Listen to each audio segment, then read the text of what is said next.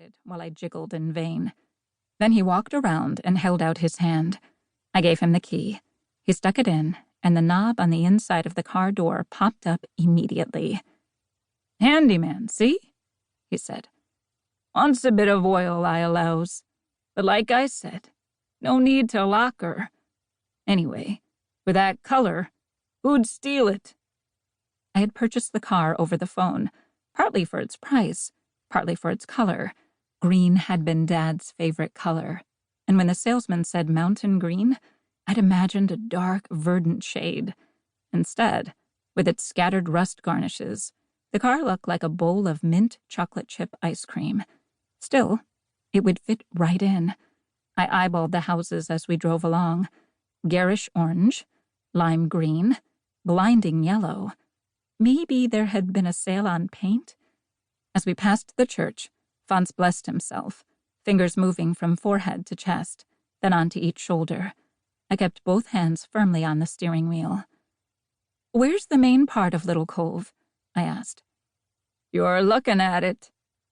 There was nothing but a gas station and a takeout called MJ's, where a clump of teenagers was gathered outside, smoking. A tall, dark-haired boy pointed at my car, and they all turned to stare. A girl in a lumber jacket raised her hand.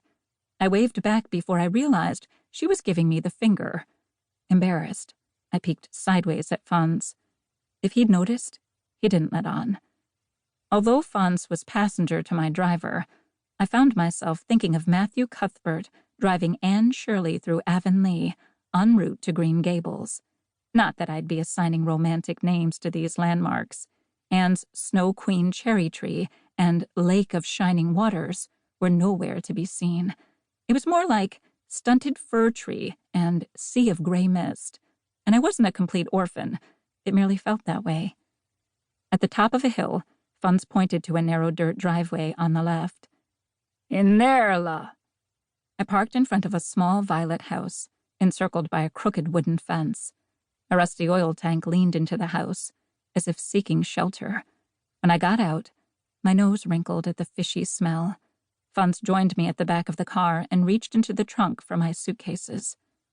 "Gentle Jesus in the garden," he grunted. "What have you got in here at all? Bricks?" He lurched ahead of me towards the house, refusing my offer of help. The contents of my suitcases had to last me the entire year. Now I was second-guessing my choices. My swimsuit and goggles. I wouldn't be doing lengths in the ocean. I looked at the mud clinging to my sneakers and regretted the suede dress boots nestled in tissue paper. But I knew some of my decisions had been right. A raincoat, my portable cassette player, stacks of homemade tapes, my hair straightener, and a slew of books. When Fonz reached the door, he pushed it open, calling, "Lucille, I got the new teacher here. I expect she's wore out from the journey."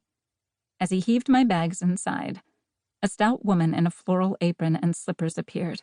Lucille Hanrahan, my boarding house lady. "Fonz, my son, bring them bags upstairs for me now," she said.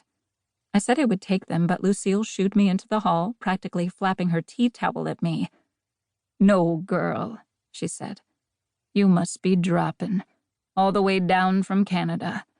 Let's get some grub in you before you goes over to the school to see Mr. Donovan." Patrick Donovan, the school principal, had interviewed me over the phone. I was eager to meet him. "Oh, did he call?"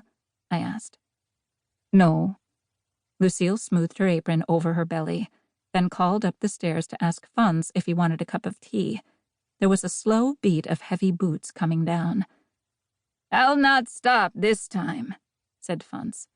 "But, Lucille, that fence needs seeing to." Lucille batted her hand at him. "Go away with you," she said. "It's been falling down these 20 years or more." But as she showed him out, they talked about possible repairs, the two of them standing outside, pointing and gesturing, oblivious to the falling rain. A lump of mud fell from my sneaker, and I sat down on the bottom step to remove my shoes. When Lucille returned, she grabbed the pair, clacked them together outside the door to remove the remaining mud, then lined them up beside a pair of sturdy ankle boots.